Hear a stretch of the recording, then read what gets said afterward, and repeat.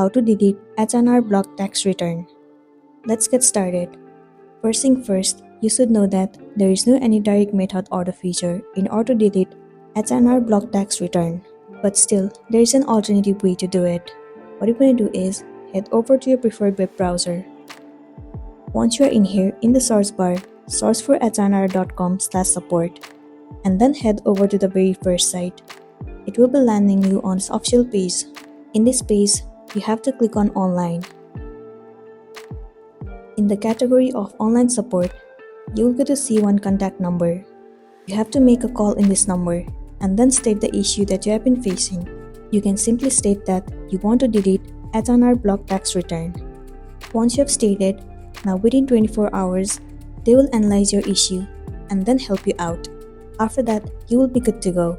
So that's all for today, and this is simply how you can delete H&R Block tax return. Make sure to smash the like button and consider subscribing to our channel. We'll see you in the next one.